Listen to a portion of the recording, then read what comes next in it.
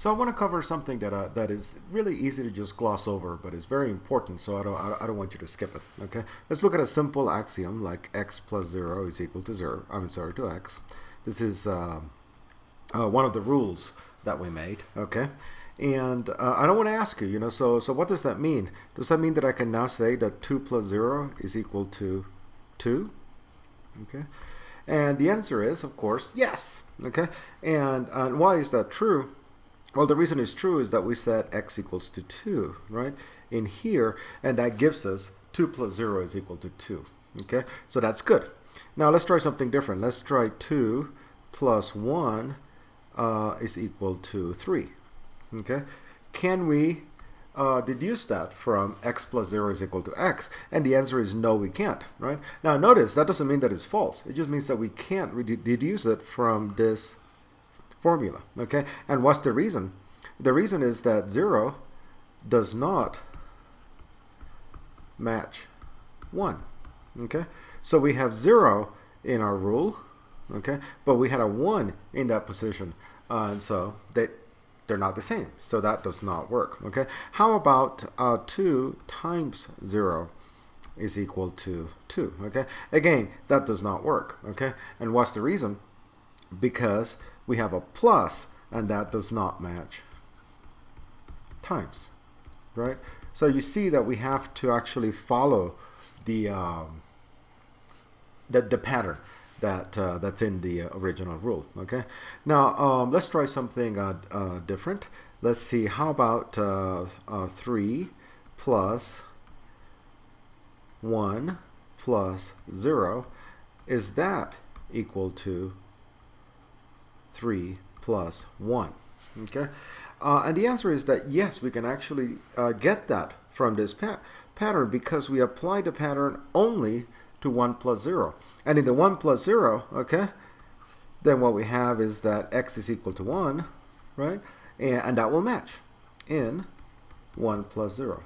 Okay, so we don't actually have to have the whole part. We can only use a small part of it. But the important thing here is that we match all of the constants, the 1, the plus, all of that has to go through. Actually, I'm sorry, the 0, right? The 1 didn't match. That was the whole point. Okay, so let's try this. Okay, how about 3 plus 2? Can we say that this is the same as 3 plus 2 plus 0?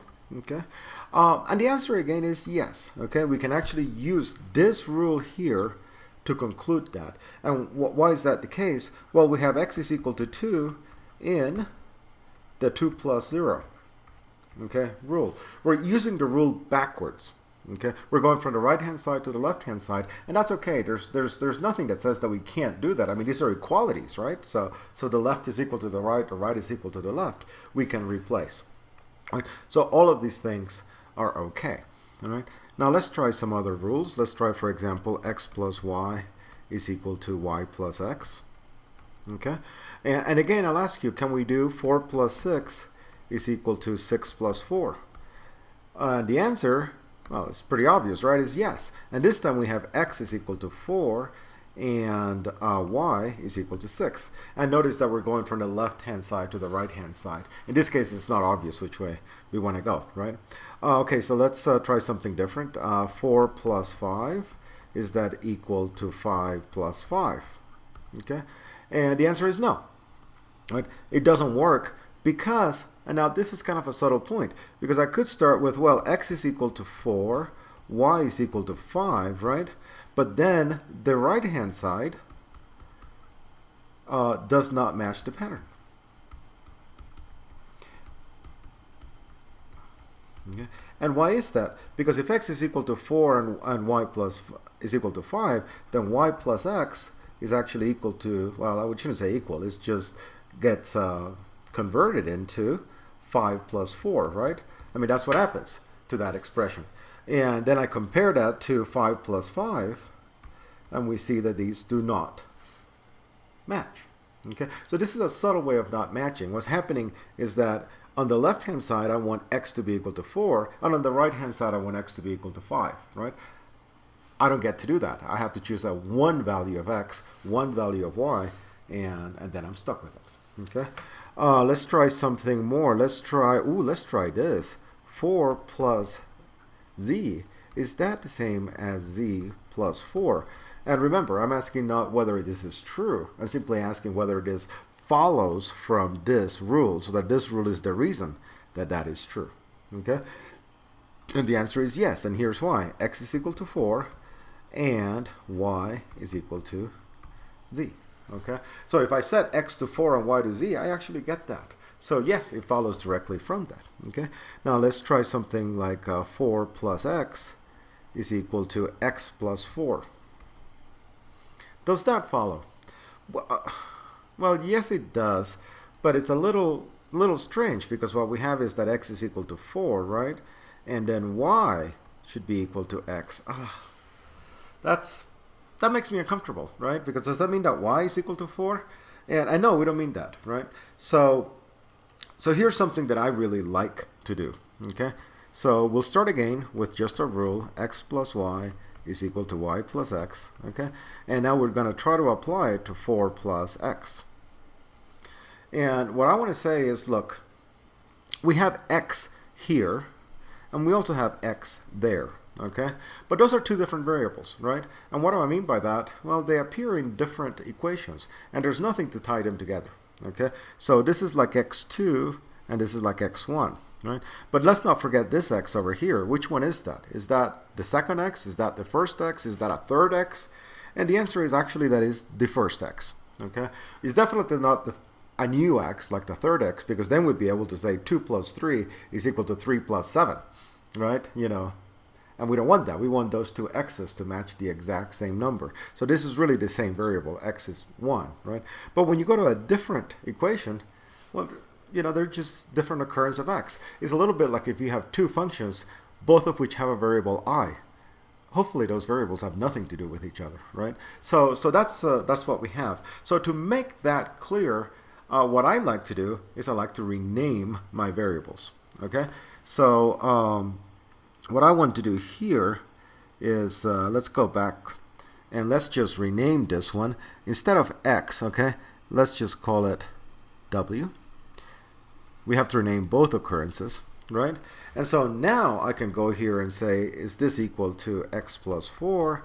And the answer is, why, yes, because w is equal to 4, and now y is equal to x, right? There's no confusion now. So renaming the variables is a really good idea just to keep things straight, okay?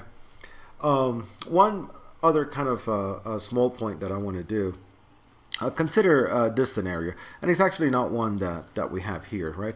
But let's suppose that we had a rule like x plus, well, in fact, we have a rule, x plus 0 is equal to x, okay? And let's try to see if we can show that 4 plus 3 is equal to, 4 plus y is equal to 4, okay? So this is what we'll do. We'll say x is equal to 4, right? And y is equal to 0. Clever, huh? And so now we have 4 plus 0 is equal to 4, right? I don't have to tell you that this, of course, does not work, okay? This is wrong. Now, what exactly is wrong about that? Well, what's wrong is that we can change these variables, okay? We can set these variables to something, okay? But these we cannot change.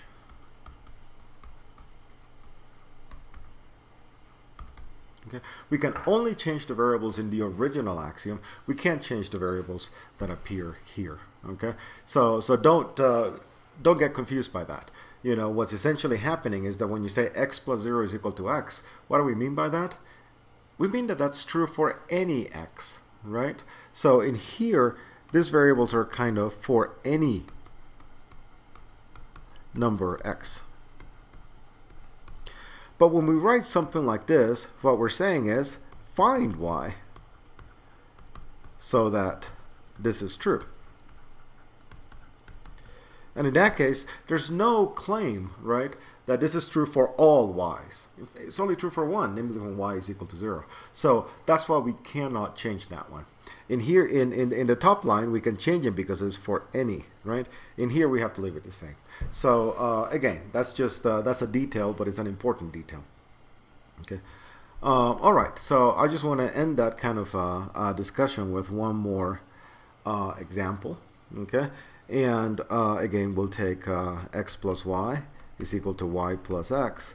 And now we'll just build something that is fairly large, like 2 plus 3 minus 7 plus 12.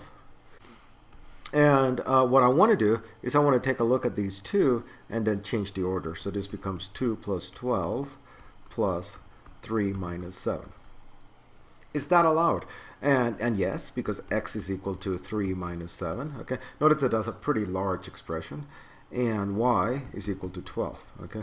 We don't have to substitute just by numbers. We can substitute by entire expressions, anything that will return a number. By the way, to make this clear, let me go ahead and put big bracket around these, okay, so that we know which order the additions are taking place in. It doesn't matter, but for the proofs, we want to settle all those kinds of things.